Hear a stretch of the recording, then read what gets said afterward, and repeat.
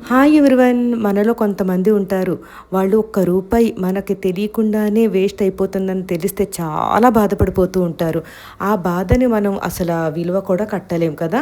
అలా నా విషయంలో జరిగిందండి. నేను కూడా అలాంటి దాన్నే.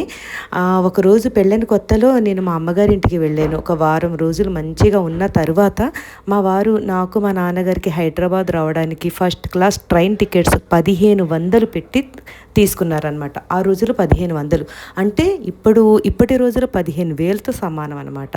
సరే నేను మండపేటలో మా నాన్నగారితో కలిసి బస్సు ఎక్కాను. 6:30 ఈవినింగ్. 7:30 వరకు రాజమండ్రి వెళ్ళిపోవచ్చు. రాజమండ్రి నుండి 8:00కి ట్రైన్ ఉందన్నమాట.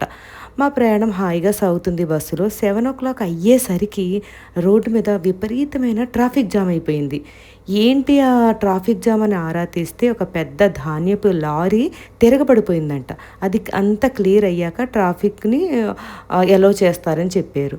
సరేలే ఒక 10 మినిట్స్ లేకపోతే 15 మినిట్స్లో క్లియర్ అయిపోతుంది కదా అని ఓపిక్గా కూర్చున్నాను. లాస్ట్కి 7:30 అయిపోయింది.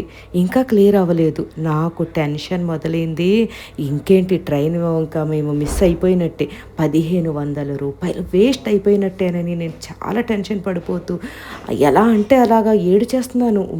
బస్సులో కూర్చొని చాలా భగవంతుని ప్రార్థిస్తూ నేను ఎంతగా ఏడుస్తున్నానంటే అసలు ఎవ్వరు కూడా పట్టుకొని తట్టుకోలేరనమాట. అప్పుడు మా నాన్నగారు నా దగ్గరికి వచ్చి నాకు ధైర్యం చెప్పారు. ఎందుకంత బాధపడిపోతున్నా, పోతే పోయింది ట్రైను, నెక్స్ట్ ట్రైన్కి నేను టికెట్లు తీస్తాను, మనం వెళ్ళొచ్చు, ఎందుకంత బాధ, ఎందుకంత టెన్షన్ అన్నారు. కానీ నాకు టెన్షన్ ఆగటం లేదు. రూ. 1,500 వేస్ట్ అవ్వకూడదు, ఇదొక్కటి నాకు ధ్యాస అంతా.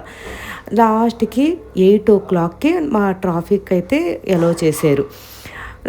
ఇంకేముంది, ట్రైన్ ఇంకా మిస్ అయిపోయింది అనే ధ్యాసలోని ఇంకా ఏడుపు అయితే, నా టెన్షన్ అయితే ఇంకా ఆగలేదు. అలాగే ఏడుస్తూ రైల్వే స్టేషన్కి చేరుకున్నాం. చేరుకునేసరికి అద్భుతం ఏంటంటే మా ఎదురుగా ట్రైన్ ఉంది. అదేంటని అడిగితే ఈరోజు ట్రైన్ లేట్ అంట, 1/2 అవర్ లేట్ అండి, ఇప్పుడే బయలుదేరిపోతుంది అన్నారు. వెంటనే ట్రైన్ ఎక్కేసాము. చూసారా, ఇంత టెన్షన్ పడిపోయాను. మా నాన్నగారు అదే అన్నారు, నువ్వు ఎందుకు ఇంత ప్రతి చిన్నదానికి అంత టెన్షన్ పడతావు, ప్రతి పెద్దదానికి కూడా అంత టెన్షన్ పడవద్దు, అసలు టెన్షన్ ఎందుకు పడాలి, మనకి ఇన్ని దారులు మన ఎదురుగా కనిపిస్తూ ఉన్నాయి కదా, ఏదో ఒక దారి వెతుక్కోవాలి, మనకు తెలియకుండానే జరిగిన తప్పులకి మనం అస్సలు టెన్షన్ పడకూడదు అని ఎంతో నాకు ట్రైన్లో కూర్చున్నప్పుడు చాలా చెప్పేసరికి, అయినా ఆ టెన్షన్ ఇప్పటి వరకు ఉందండి. ₹1 వేస్ట్ అవుతుందంటే నాకు చాలా టెన్షన్. అంటే మనకు తెలియకుండానే తప్పు జరిగినప్పుడు డబ్బులు వేస్ట్ అవ్వకూడదు, అది నా ధ్యాస. ఓకే.